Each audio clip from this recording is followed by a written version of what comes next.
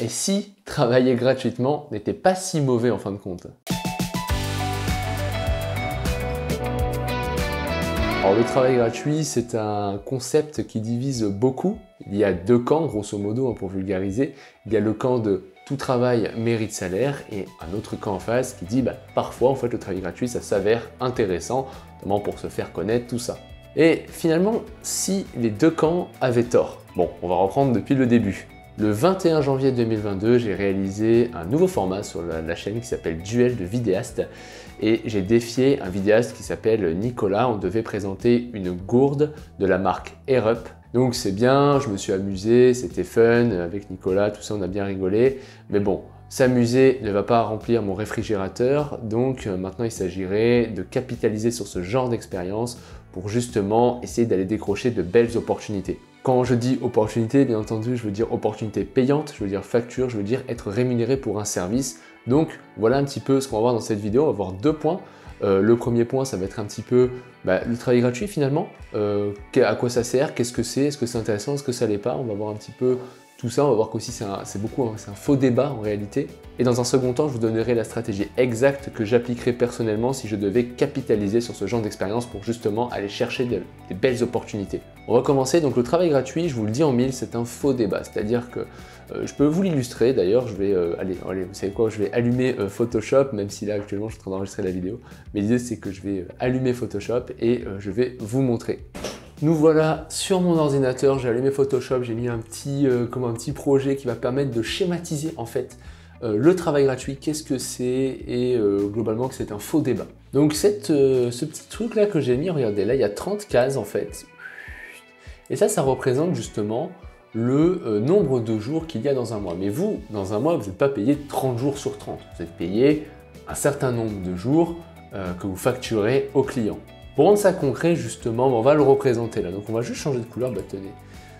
Je vais prendre là le orange, tac. Et on va dire que vous facturez, votre TJM on va dire c'est 400 € par jour et que vous êtes un vrai vidéopreneur, vous tournez, donc vous arrivez à facturer 12 jours par exemple. Donc 1, 2, 3, 4, 5, 6, 7, 8, 9, 10, 11, 12 jours. Mais ça c'est 12 jours où vous êtes rémunéré. Ici, vous n'êtes pas rémunéré forcément. Après, vous vous organisez comme vous voulez. Soit c'est par exemple deux projets de 6 jours, donc à 2400 € chacun, si on prend la base de 400 € de taux journalier moyen. Soit c'est 3 projets à 1600 €, soit c'est 4 projets à 1200 € chacun, donc 3 jours de travail par projet. Donc déjà sur un mois, toute la zone en bleu là, vous n'êtes pas payé. Mais vous savez quoi? On va le ramener sur l'année pour voir justement combien ça représente sur une année, le nombre de jours non payés. De la même façon, j'ai colorié en orange les jours où vous êtes payé sur l'année et en bleu, c'est les jours où vous n'êtes pas rémunéré. Donc en fait, quand vous regardez, vous faites quoi? Un peu plus du quart de l'année où vous êtes payé. Tout ça, vous n'êtes pas payé en fait. C'est-à-dire c'est pas un moment où vous travaillez, vous êtes rémunéré. En plus, on part du principe quand même que vous facturez 12 jours par mois. Donc là, vous tournez plutôt bien. À ce moment-là, vous êtes dans la moyenne haute des vidéastes, je pense. Mais dans ces zones en bleu, me diriez-vous, vous n'avez pas non plus pris des vacances. Vous n'êtes pas là à Hawaï en train de bronzer sur la plage. Non, vous êtes quand même en train de travailler. C'est juste que c'est du travail non rémunéré que vous faites. Et oui, tous ces jours-là, vous avez travaillé gratuitement. Vous avez fait des tas de choses en fait pour justement réussir à facturer ces 12 jours par mois. Donc vous êtes peut-être allé à des événements de networking, vous avez fait de la prospection, vous avez fait des entretiens clients, bref, vous avez fait tout un tas d'actions qui va vous emmener à facturer ces 12 jours par mois. Le travail gratuit, c'est comme ça qu'il faut le voir. Il faut le voir comme une carte à jouer. C'est-à-dire vous avez vous avez un jeu, vous êtes au poker, vous avez un jeu et vous jouez comme ça des cartes qui vous aideront plus ou moins à avancer dans votre carrière de vidéaste, de vidéopreneur. Donc le travail gratuit, c'est une carte à jouer, c'est pas une carte obligatoire, il y en a d'autres. C'est pas celle-ci qu'il faudra jouer forcément, mais ça peut être très utile, notamment si jamais par exemple on veut rentrer dans un secteur qu'on ne connaît pas, pour commencer à avoir un réseau, commencer à comprendre en fait comment fonctionne le secteur d'activité où on souhaite opérer, ou alors pour, je sais pas, créer un projet test pour une collaboration bien plus grande. Votre objectif de toute façon en tant que vidéopreneur, au-delà d'aider votre client, c'est tout simplement de faire du chiffre d'affaires. Et quelque part, si jamais faire un projet test gratuit, entre guillemets, donc qui n'a aucune rémunération financière, si ce projet vous permet d'embrayer directement sur une collaboration payante, une collaboration rémunératrice pour vous et qui aide en plus votre client à accomplir ses objectifs, et que cette façon-là de faire est beaucoup plus rapide que aller prospecter ou voilà, aller faire des entretiens ou faire des soirées networking, bah foncez, c'est la bonne carte à jouer. Parce qu'il est là votre objectif, il est de minimiser le temps de travail non rémunéré. Pour donner un dernier exemple concret, si faire une campagne de prospection, ça va vous prendre 2 semaines pour décrocher un projet payant, alors que faire un travail gratuit, au bout de 3 jours, vous avez un projet payant, forcément, c'est bien plus visible ici que c'est plus rentable de faire ce projet gratuit-là, même si on n'est pas rémunéré sur ce projet, qu'aller faire la campagne de prospection, parce qu'en fait, le temps de travail gratuit est beaucoup plus réduit dans le cas du projet gratuit, justement. Maintenant, deuxième partie, comment on peut tirer profit de ce genre de production, comment on peut aller chercher de belles opportunités.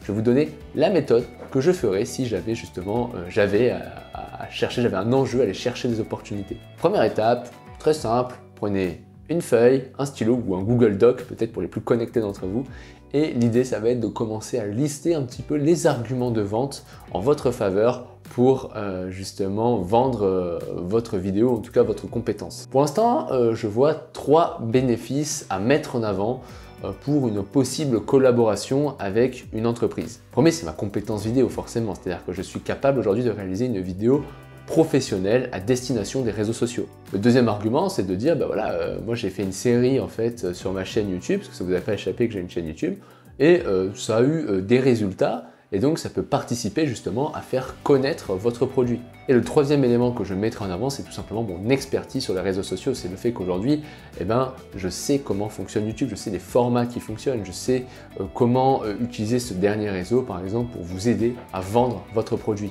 Il y aurait d'autres arguments à donner, comme le fait de faire gagner du temps à un décideur, à une entreprise, mais tout ça, je vais devoir le qualifier dans mon entretien client pour savoir déjà s'il y a un enjeu, et s'il y a un enjeu, effectivement, j'appuierai là-dessus. Maintenant, j'ai mes petits arguments de vente, il va falloir aller chercher justement des personnes. Donc la première entreprise que je commencerai à contacter, c'est tout simplement l'entreprise pour laquelle j'ai fait une vidéo. C'est justement dans mon cas la marque AirUp. Mais pour vous, ça peut être une autre marque bien sûr. Et en fait, mon idée, ce serait de rentrer en contact avec la personne qui gère la communication dans cette boîte chez AirUp du coup. Et pour trouver le responsable de la communication chez AirUp, il y a un outil aujourd'hui qui est ultra puissant qui s'appelle LinkedIn. Alors, LinkedIn, c'est surpuissant. Il va suffire d'aller donc sur la version gratuite de LinkedIn, je ne parle même pas de version payante, mais sur la page de l'entreprise, il y a en général tous les salariés, il y a marqué voir les 60 salariés par exemple.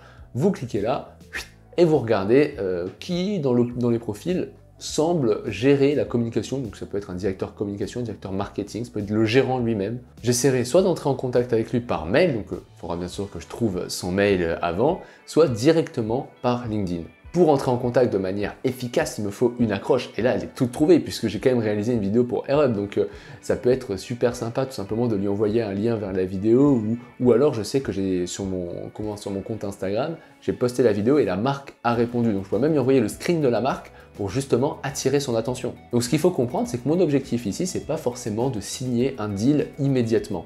Mon idée, c'est plus de comprendre les enjeux de l'entreprise aujourd'hui. Quels sont les objectifs de AirUp? Comment ils se développent? Comment ils pensent leur développement? Je sais qu'ils font appel à des influenceurs, par exemple. Pourquoi? Quels sont les résultats? Est-ce qu'ils font appel à des vidéastes? S'ils font appel à des vidéastes, comment ça se passe? Comment ils font? Comment ils les trouvent? Si jamais ils font pas appel à des vidéastes, pourquoi ils font pas appel à des vidéastes? Quelle est leur réflexion sur ce sujet-là? Bref, tout un tas de questions comme ça qui vont me venir sur les motivations du client et sur les blocages du client. Une fois que j'ai fait cet entretien, donc on parle du principe qu'il n'y avait pas de projet immédiat, je veux dire, du coup, moi j'ai quand même une relation, je sors pas avec rien, je sors avec une relation avec un décideur.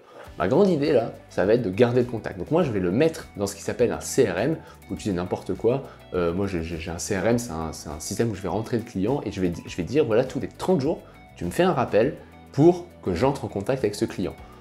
Si 30 jours se passent, moi ce que j'ai envie de faire, c'est entrer en contact et faire un apport de valeur, expliquer, être force de proposition un peu, prendre des nouvelles, peut-être, je sais pas, se rencontrer peut-être si jamais il est pas très loin de chez moi. Mais bref, dans l'idée, je veux garder le contact. Pourquoi je veux garder le contact?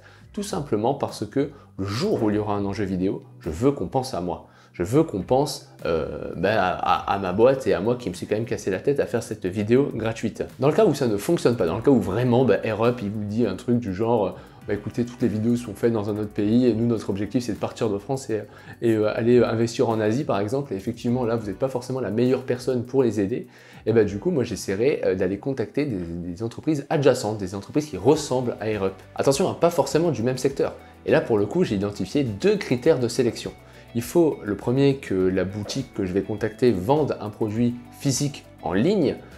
Et le deuxième élément, il faut que ce soit un produit innovant. Il faut qu'il y ait une innovation à expliquer au grand public. Puis là, il va s'articuler un travail de fourmi. Hein. L'idée, ça va être de trouver ces entreprises et de les contacter directement avec la méthode dite précédemment, donc sur LinkedIn, qui s'occupe de la communication. Tac, on va le mettre dans un fichier Google Sheets. On va en lister un certain nombre comme ça, puis à un moment donné, on va tous les contacter et en essayant de décrocher, bien sûr, des rendez-vous.